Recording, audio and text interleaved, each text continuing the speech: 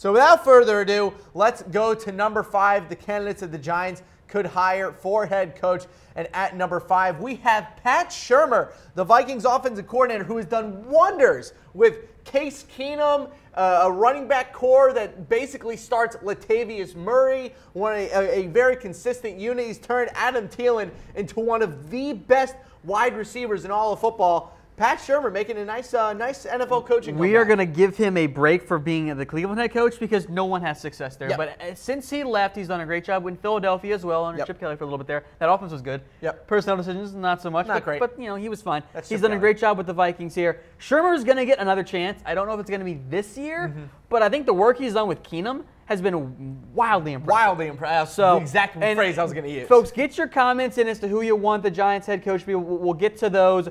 We've also got some odds that have been posted with, I'm sure, some names we'll see mentioned in the comments section. I will say Chance Johnson, our resident Vikings fan, says don't take Pat. That's when you know that someone's a good coach. Well, when they say, no, don't take him, that's when he's good. Pat Shurmur, I'm stunned that Case Keenum has been anything close to good this year. Let's move on to number 4, Dave Taub, the chief special teams coach. Tom, I don't want to out you here, but I'm going to out you a little bit. In your article on Chat Sport, or Mitchell Renz's article, I should say, he called Dave Taub maybe the greatest special teams coach of all time. Fact or fiction? I think that's pretty accurate. I mean, Mitchell's not the only one to say that. Look, everywhere he goes, there is incredible success on the special teams side of things.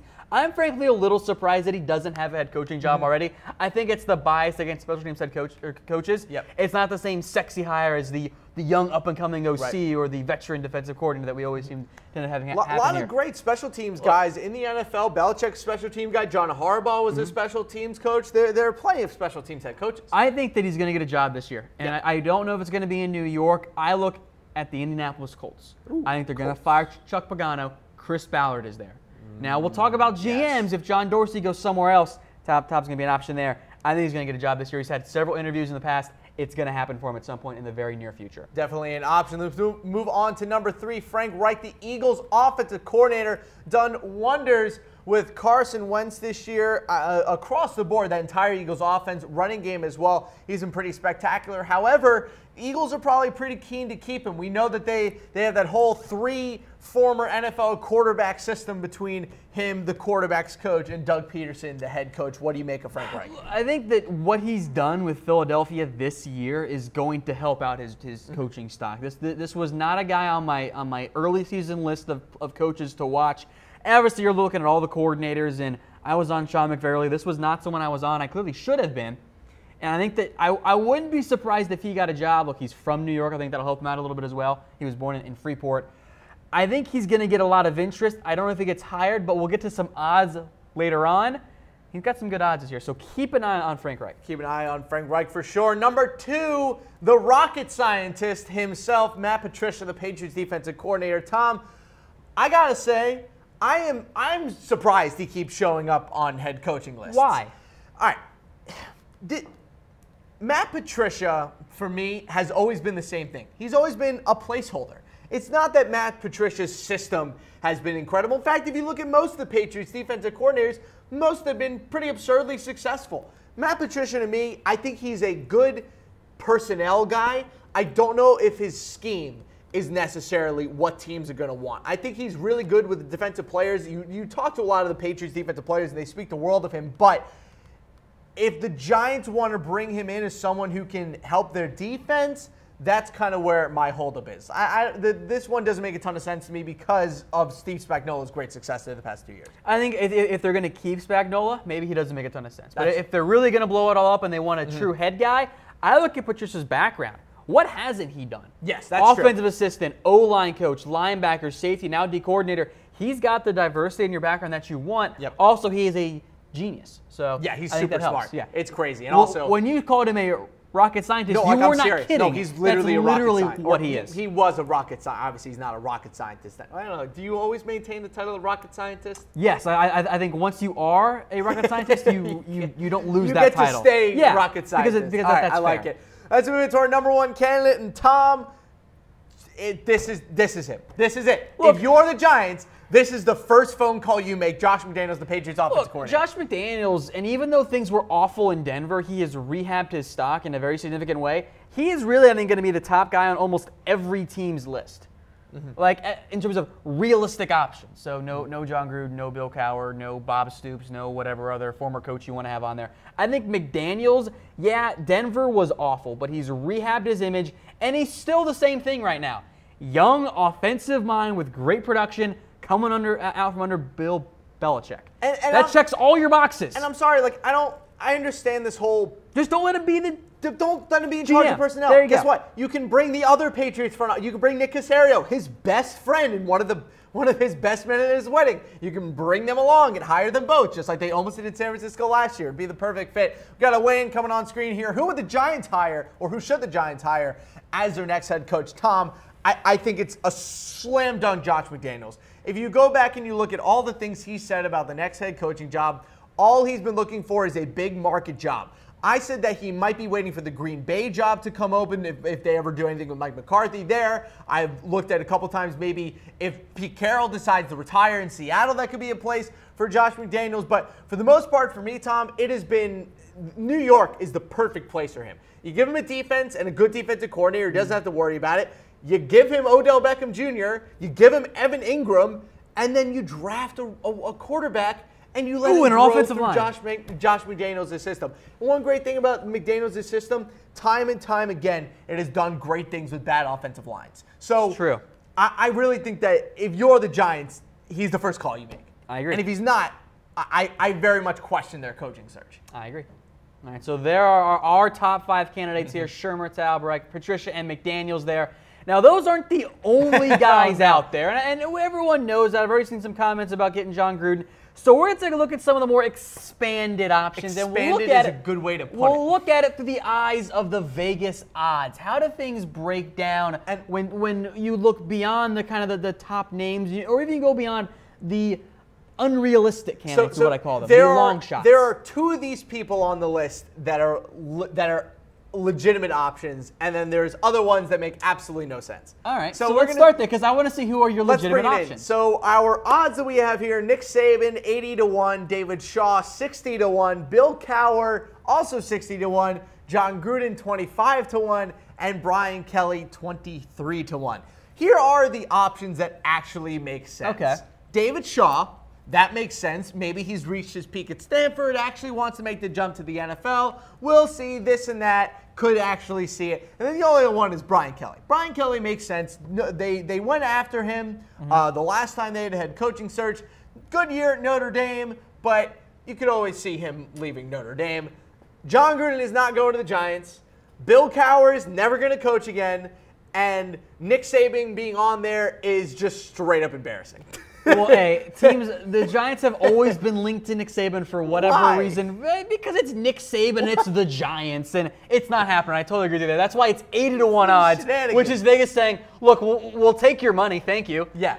David Shaw always comes up because he has NFL background experience. He coached for the Eagles, the Raiders, and the Raiders and the Ravens, but he's a Stanford alum.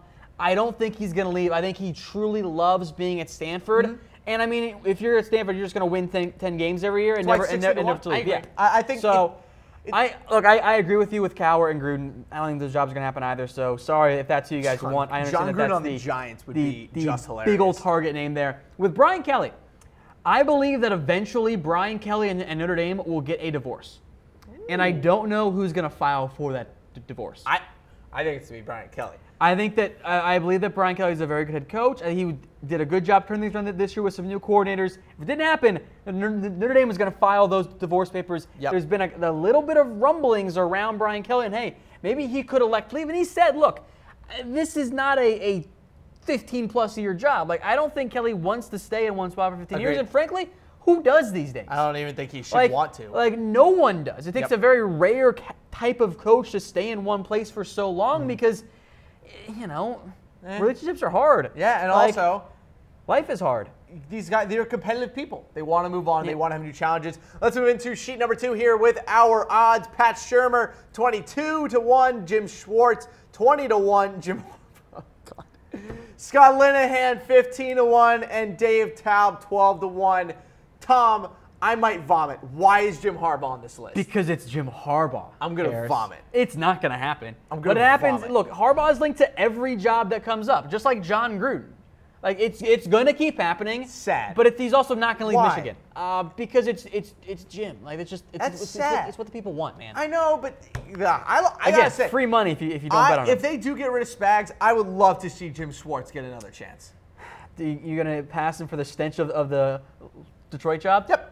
I think that coaches, like people, change over time. And I think that Jim Schwartz, every single place he has gone, has gotten better at his job.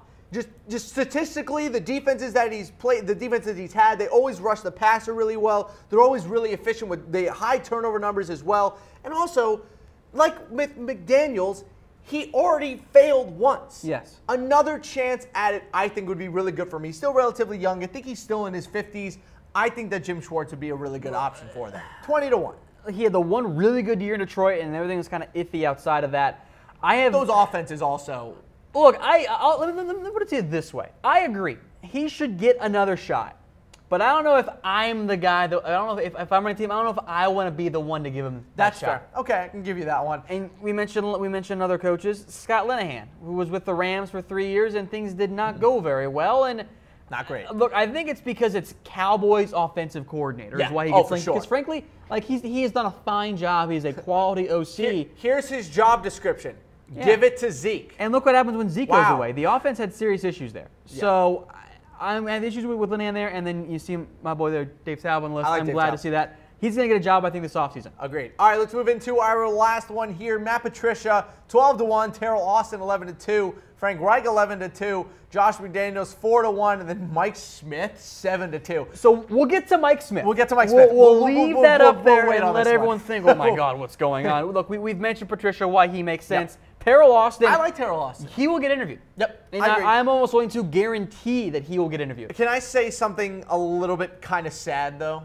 Can I ask a question? The answer to your question is yes, by the way. Is he the NFL's new Rooney Rule requirement? Yeah, that's exactly what it is. That's who he is? Okay, that's sad. I knew because he's a great coach. That is what it is. That's he and Harold Godwin over with the Arizona Cardinals. Yep. That's unfortunately. It was Ken Horton for years. It was him doing. So for those wondering what we mean by the Rooney Rule, the NFL requires you to interview a minority candidate for all head coaching and front office positions. Yep. Terrell Austin, as the Lions DC, has kind of become that guy. Vance Joseph was there for a little bit. Yeah. Eventually, they do get hired. Yep. Because they get everything down, and people go, oh, you know what? He's actually a good coach. He's a great Let's coach. hire him. Yeah. So we've mentioned Frankie McDaniels. Mike Smith, Yeah. Harris. All right. You're confused, aren't you? No, I'm not confused. But I'll put it this way: if you're the New York Giants and you're saying, who should we go to from one defunct head coach? You know who you shouldn't hire? Another really bad defunct head coach. And please answer me this. How good has the Bucs defense been this year? It's not been good. Oh, it's been bad. Really, really bad. This would be maybe the worst hire they could make. And I like Mike Smith. I think he's a nice guy. I think he's an okay defensive coordinator. I mean, but look, Harris, when you get the opportunity to interview a head coach or a coach who didn't end things well with his last job in Atlanta and might very well get fired from his current job, you got to do it, right? If the Giants hire Mike Smith, just blow it up. Just hire Josh. Look, and here's why. They really like Mike Smith. Just throw money They almost hired him when they hired Ben McAdoo.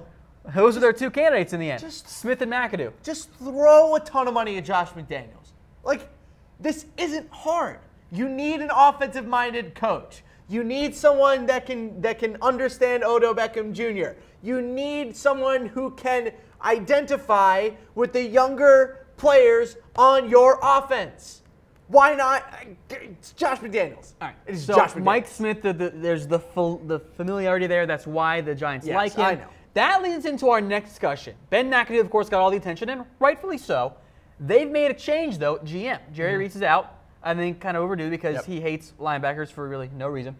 Giants GM candidates. Now, we'll take a look at this here. 5 names that we pulled together here for you. Harris, read them off. All right, we'll go with this one. We got number 5. We got George Patton. To use a joke you made earlier today, not the general, but the Vikings assistant GM, Last John Dorsey, the former Chiefs GM who surprisingly got fired after Chris Ballard already left. That was weird. Number 3, you got Nick Caserio, the Patriots vice president. We'll get to him. Kevin Abrams, the Giants' current interim GM. And then Dave Gettleman, the ex-Panthers and ex-Giants GM. All surprising stuff. I love these candidates. The top 3 that we have on this list are fascinating. So I think overall, and we're going to talk more about this as Black Friday or Black Monday approaches and coaches get fired, I don't know if it's a great year for head coaching candidates. I think it's a little down. It is after Josh McDaniels. Yes, exactly. And only one team can hire him. So, but I look at GM. Oh, it's all over the place. It's great. Like, it's a normal year there. I will point this out, though. You got 2 great ex-GMs in John Dorsey, who should have been fired, and Dave Gettleman, who shouldn't have been fired. Mm-hmm. Dorsey is going to get a ton of interest. We'll start with Patton here. He almost got the 49ers job. I think he gets a job this year if there are multiple GM replacements. Yep. He has had interest in the past. Yep. He's done a great job with Minnesota. I'm impressed by him. Dorsey's going to get a job again. It's just a matter of time. I think with McDaniels, the number 3 option, Harris, could be a package deal. I potentially think even with Louis Riddick as well, who is also linked to McDaniels for the Niners job. One of Bill Belichick's favorite all-time front office people, so much so that he let almost his entire front office go over the past 3 years or so Caserio could basically have full control. Nick Caserio has so much control over this Patriots front office. People don't understand that how much he actually does for this team. He physically practices with the Patriots to understand the entire offense and defense better. And also, if you're the Giants looking to draft a quarterback, Caserio has a pretty outstanding resume. In the past couple of years, drafted Jacoby Brissett, drafted Jimmy Garoppolo outside of the first round, an ability to identify and also develop quarterbacks underneath this system. I think Caserio would be a fantastic package deal. But I gotta say, I think it'd be difficult to hire Caserio and say no to Kevin Abrams. Kevin Abrams is a great GM. He actually did a lot of their scouting on the defensive side of the ball. He's actually the one that found Landon Collins. He was the one that found Jason Pierre-Paul. His one knock on his record was that he was a big proponent for Eli Apple. But hey, he's only in his 2nd year of his career. We'll see what happens.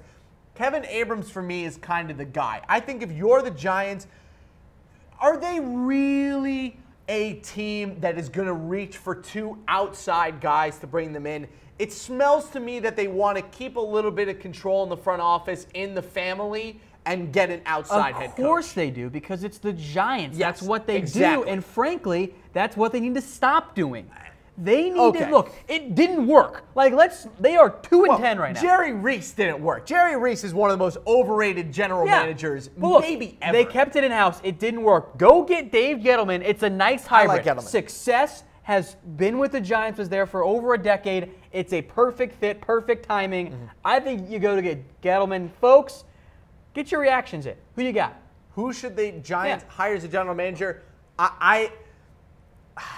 I think it's going to be Kevin Abrams. I think that John Mara. I think John Mara's too scared. He's too scared to do anything that actually over the top. I understand that he could go Gettleman. Gettleman, obviously familiar with the Mara family and the organization. John Dorsey, great GM, basically built this entire Chiefs team. But Kevin Abrams is the guy that's inside of New York, and I think he's the one that's going to in the end, I think you're going to be right, and I think there's another thing that we haven't mentioned yet, but I did mention an article I wrote on this of the 5 candidates that we just discussed, a little more background on all of them and some more details. Kevin Abrams, Giants interim GM, was recommended to the Lions when they hired Bob Quinn. By Ernie Akorski, the former, of course, Giants GM who retired, let Jerry Reese take over. Guess who is advising the Giants on their GM search? Is it Ernie? It's Ernie. It's Ernie. It's going to be Kevin Abrams. Yeah, it shouldn't be. It should be Dave Gettleman. But I think Abrams is going to get the gig, and I don't know if the Giants are making the right choice. Agree with you there. We will have all the information you need on chatsports.com, so check every day for all of your updates on the Giants coaching and general manager search.